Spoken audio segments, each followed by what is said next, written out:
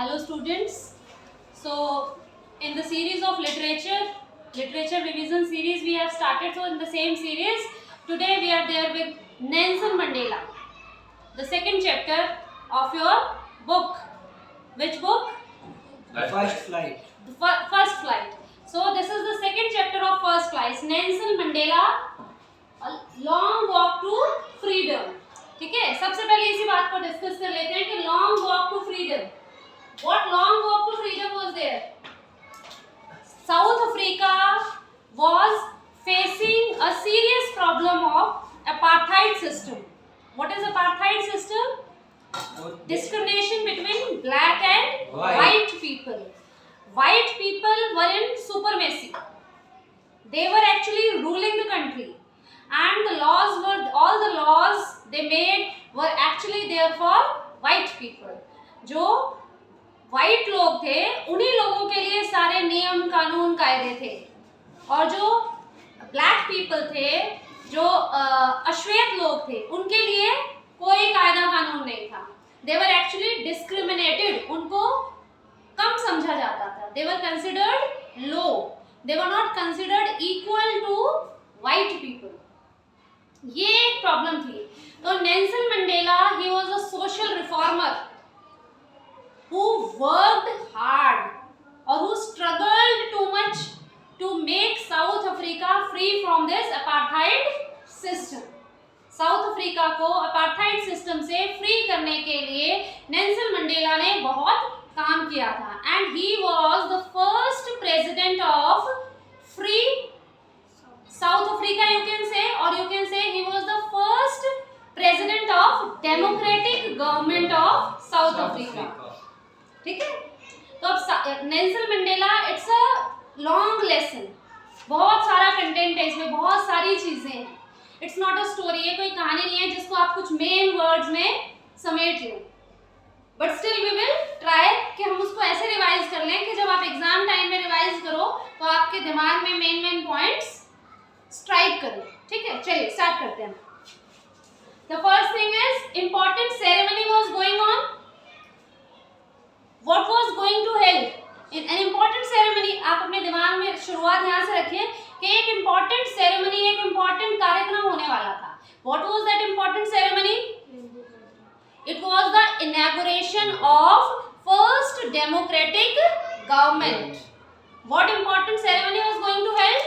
It was the inauguration. Inauguration means शुरुआत थी. किस चीज की? First democratic government of south Africa. इससे पहले साउथ अफ्रीका में जो गवर्नमेंट थी वो कैसी थी? It was the government of white people. ठीक है, श्वेत लोगों की सरकार थी वहां पे. Black people were not the part of government. वो गवर्नमेंट का हिस्सा नहीं थे. ठीक है, तो सबसे पहले हमको ये पता होना चाहिए कि क्या ओकेजन था, क्या सेरेमनी थी. ठीक है, फिर उसके बाद आता है कि वो कहां पर थी ceremony. Where was the ceremony? It was in amphitheater. It was in amphitheater in Union Building. Amphitheater in Union Building. आपकी बुक में अगर आप पढ़ोगे तो बिल्कुल क्लियरली मेंशन किया गया हुआ है. देखिए, the ceremonies took place in the Loyally sandstone amphitheater formed by the Union Buildings in Pretoria. ठीक है, तो आपको एक तो स्टेडियम का नाम याद होना चाहिए. एम्फीथिएटर कहां पे था? वो यूनियन बिल्डिंग इन प्रिटोरिया. ठीक है, एम्फीथिएटर एक स्टेडियम जैसा होता है. ठीक है, विदाउट रूफ. जैसे स्टेडियम में ऊपर छत नहीं होती ना, ऐसा उसको कहते हैं एम्फीथिएटर. तो एक एम्फीथिएटर में सेरेमनी होनी थी जो कि कहां था? यूनियन बिल्डिंग में था. कहां पे था? प्रिटोरिया में. ठीक है, ये चीज आपके दिमाग में बैठ गई. चलिए, now coming to the next thing. एक इंपॉर्टेंट बात वो इसमें कहते हैं रेनबो गैदरिंग. गैदरिंग तो आप समझते ही हैं. गैदरिंग मींस लोग इकट्ठा हुए थे. तो उस गैदरिंग को वो रेनबो गैदरिंग कहते हैं. Nelson Mandela called it rainbow gathering. Question आ सकता है आपको कि why was that gathering called as rainbow gathering. उसको रेनबो गैदरिंग क्यों कहते हैं? क्योंकि वहां पर सिर्फ white people were not the part of black people were also there in the gathering. उस गैदरिंग में वो जो लोग इकट्ठा हुए थे वो एक कलर नहीं था, ठीक है, वहाँ व्हाइट पीपल के साथ साथ कौन थे, ब्लैक पीपल भी थे, काले लोग भी थे, इसलिए वो उसको कहते हैं रेनबो गैदरिंग, कि सभी तरह के लोग जब इकट्ठा हुए हैं तो उस चीज को वो कैसे सिग्निफाई करते हैं, he called it rainbow gathering, कि it is like a rainbow gathering where the people from different community from different races are there, ठीक है। तो क्वेश्चन आ जाएगा आपको कि रेनबो गैदरिंग क्या है, तो you should take care of this. चलिए आगे बात करते हैं व्हाइट सुपरमेसी। व्हाइट सुपरमेसी मैंने आपको स्टार्टिंग में ही बोला कि वहां किसकी सुपरमेसी थी, सुपरमेसी मींस किसका रूल था, किसका शासन था, व्हाइट पीपल का, है ना, श्वेत लोगों का, सफेद लोगों का शासन था, ठीक है। तो उसको वो कहते हैं व्हाइट सुपरमेसी, ठीक है।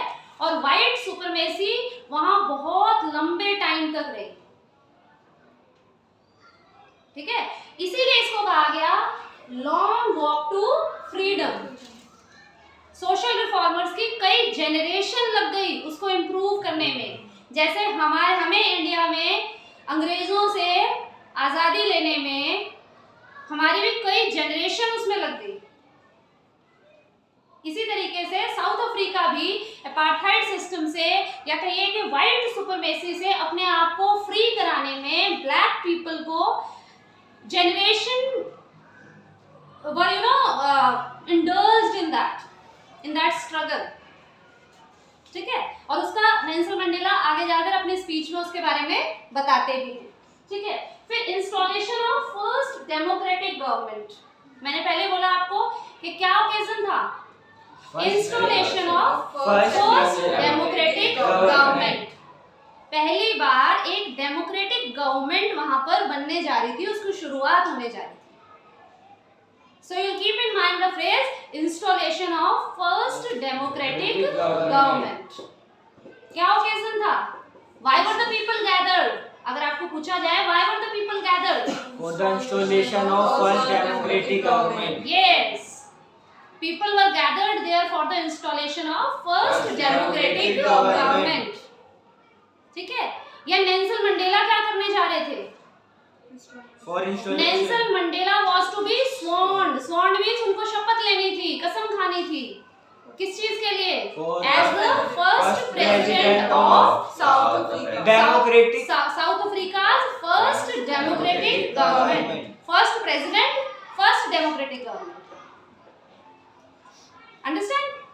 वो पहले प्रेसिडेंट थे, पहली डेमोक्रेटिक गवर्नमेंट थे, क्लियर है। तो आपको ध्यान रखना है installation of first democratic government. Next is accompanied by his daughter Zenani, ठीक है। Who was there? Zenani, her daughter was there, okay. Name को आपको एटलीस्ट स्पेलिंग जरूर अच्छे से लर्न कर लीजिए। There may be a problem in the pronunciation of the name but you learn the spellings proper, okay.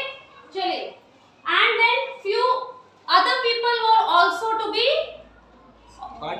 also there to be sworn, okay। उन लोगों को भी उस दिन शपथ लेनी थी। वो और लोग कौन थे? वो थे एक तो फर्स्ट डिप्यूटी प्रेसिडेंट और सेकंड डिप्यूटी प्रेसिडेंट। पहले सेकंड डिप्यूटी प्रेसिडेंट की शपथ हुई, फिर फर्स्ट डिप्यूटी प्रेसिडेंट की शपथ हुई और फिर बारी आई किसकी? प्रेसिडेंट की, ठीक है। तो ये फर्स्ट डिप्यूटी प्रेसिडेंट था मिस्टर डी क्लर्क और ये मिस्टर थोबा। ये नेम आपको विद स्पेलिंग लर्न कर लेने हैं, एग्जाम के पॉइंट ऑफ व्यू से आपको विद स्पेलिंग इन नेम्स को लर्न कर लेना है, दोनों डिप्यूटी प्रेसिडेंट्स के नेम को और नेल्सन मंडेलास डॉटर्स नेम, ठीक है। चलिए आगे बढ़ते हैं। फिर वो अपनी स्पीच में कुछ फ्रेजेस यूज करते हैं, कुछ बातें वो कहते हैं, कुछ वर्ड्स ऐसे हैं जिनका आपको अच्छे से मीनिंग समझ में आना चाहिए, ताकि उससे रिलेटेड अगर कोई भी क्वेश्चन आता है तो आप उसको अच्छे से अटेम्प्ट कर पाए। वो उसमें कहते हैं, एक फ्रेज यूज करते हैं, new born liberty. Liberty means आज़ादी। वो उसको न्यू बॉर्न लिबर्टी क्यों कहते हैं? कि अभी अभी पैदा हुई लिबर्टी, अभी अभी क्या हुआ था, अभी अभी डेमोक्रेटिक गवर्नमेंट हुई थी। they had already faced a long struggle to make their country free from apartheid system, and it was the first time a democratic government is to be inaugurated। ठीक है, पहली बार थी जब एक लोकतांत्रिक सरकार वहां पे बनने जा रही थी, इसीलिए वो उसको कहते हैं न्यू बॉर्न लिबर्टी, अभी अभी जो पैदा हुई है ऐसी आजादी। ठीक है, फिर कहते हैं वो एक्स्ट्रा ऑर्डिनरी ह्यूमन डिजास्टर। बताइए किस चीज को एक्स्ट्रा ऑर्डिनरी ह्यूमन डिजास्टर कहते हैं? Apartheid system. Apartheid system. Human disaster क्यों कहते हैं उसको? कि इंसान द्वारा किया गया डिजास्टर। ये कोई नेचुरल डिजास्टर नहीं था, क्योंकि कहीं बाढ़ आ गया, कहीं भूकंप आ गया, कहीं प्रकृति ने कर दिया, नहीं, इंसान द्वारा लाई गई आफत थी ये। साउथ अफ्रीका में इंसानों द्वारा लाई गई आफत थी ये, और इंसानों द्वारा लाई गई दूसरे इंसानों के लिए आफत थी। एक इंसान जब दूसरे इंसान को दबाने लगे, या एक रेस किसी दूसरी रेस को ओवर पावर करने लगी, ठीक है, उसके लिए एक वर्ड वो यूज करते हैं, operation of one by other. एक के द्वारा दूसरे को दबाना, उस पर राज करना, यही तो हो रहा था, यही हो रहा था ना। जो गोरे लोग थे वो कालों को दबा रहे थे, उनको ओवर पावर कर दिया था उन्होंने। ठीक है, फिर पॉलिटिकल इमेंसिपेशन, एक फ्रेज वो यूज करते हैं, पॉलिटिकल इमेंसिपेशन। ठीक है, तो क्या है पॉलिटिकल इमेंसिपेशन? पॉलिटिकल इमेंसिपेशन का मतलब है फ्रीडम फ्रॉम रेस्ट्रिक्शन। इससे पहले जो व्हाइट पीपल थे, they were under so many restrictions, बहुत सारी रिस्ट्रिक्शंस थी उनके ऊपर, बहुत सारी। वो उन स्कूल्स में नहीं पढ़ सकते थे जहाँ पे व्हाइट पीपल पढ़ते थे। Different toilets were there for them. Even public places were also different, and they were considered less than, they were considered untouchable, they were considered less than white people. ये माना जाता था, और ये वहां का एक तरह का कानून था। ठीक है, and so operation of one by other, I told you कि एक इंसान जब दूसरे इंसान को दबाता है तो उसको हम कहेंगे operation of one by another. African jets road, हाँ जी, क्या होता है सेरेमनी में? हमारे यहाँ भी आपको पता है रिपब्लिक डे पे क्या होता है? जेट्स। हाँ, जो एरोप्लेन्स होते हैं, जेट्स होते हैं, मिलिट्री जेट्स, वो निकलते हैं ऊपर से। तो वो क्या कह रहे हैं कि जो जेट्स रोर कर रहे थे, रोर मींस दहाड़ रहे थे, उनकी जो आवाजें थी, आपको पता है ना जेट निकलता है ऊपर से तो बड़ी आवाज होती है, तो वो उसको कहते हैं ये जो आवाजें हैं ये सिर्फ मिलिट्री पावर को डिस्प्ले नहीं कर रहे हैं। कि ये जो जेट हमारे ऊपर से निकल रहे हैं यूनियन बिल्डिंग के ऊपर से, कौन सी बिल्डिंग है? Union building. ठीक है, वो कह रहे हैं यूनियन बिल्डिंग के ऊपर से उस दिन जो जेट पास हो रहे थे, वो उनकी जो रोरिंग थी, उनका जो दहाड़ना था, it was not just a symbol of military power. वो केवल मिलिट्री पावर का, मिलिट्री की ताकत का को सिंबलाइज नहीं कर रहे थे, वो सिर्फ उसको डिस्प्ले नहीं कर रहे थे, बल्कि किसे डिस्प्ले कर रहे थे? Loyalty towards the government. कि अब जो मिलिट्री जो है वो किसके लिए लॉयल रहेगी? डेमोक्रेटिक गवर्नमेंट के लिए। किसके लिए लॉयल्टी दिखाएगी? अपनी लॉयल्टी मींस अपनी ईमानदारी दिखाएगी। लॉयल्टी मींस ईमानदारी। किसके लिए? To the newly elected government, and the newly elected government was a democratic government. ठीक है, in government in which black people were also there, equal representation of black and white people। चलिए आगे बढ़ते हैं, behaviour of police. फिर वो एक और डिस्क्रिप्शन देते हैं बिहेवियर ऑफ पुलिस, कि पुलिस का बिहेवियर पहले कैसा था और अब कैसा हो गया। वो बिल्कुल क्लियरली बोलते हैं कि अब से कुछ दिन पहले यही पुलिस वाले मुझे पकड़ के कहाँ डाल रहे थे? जेल में डाल रहे थे। कह रहे हैं नॉट लॉन्ग अगो, बहुत पुरानी बात नहीं है, not very long ago these police officials were about they would throw me into the prison, वो मुझे जेल में फेंक रहे थे, और अब now they are saluting me as a president, they are saluting me। तो इस चेंज को मेंशन करते हैं कि ये एक चेंज आया है, पुलिस का बिहेवियर चेंज हो गया है हमारे लिए, ब्लैक लोगों के लिए भी, ठीक है। फिर उसके बाद कहते हैं chevron of Impala jets. Chevron का मतलब होता है वी शेप में, ऐसे।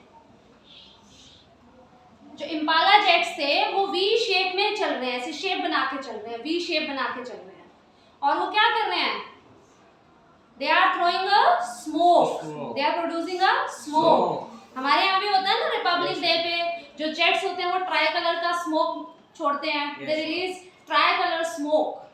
तो ऐसे ही वो जो जेट्स थे इम्पाला, क्या नेम था जेट्स का, इम्पाला, और शेवरॉन का मतलब क्या है, वी शेप। आपको शेवरॉन ना याद रहे तो आप उसको कहिए Impala jets moving in V shape, simple, ठीक है। वो क्या कर रहे थे, कौन से कलर का smoke they were releasing, not tricolour, India थोड़ी है, ग्रीन कलर, उनके नेशनल फ्लैग के कलर।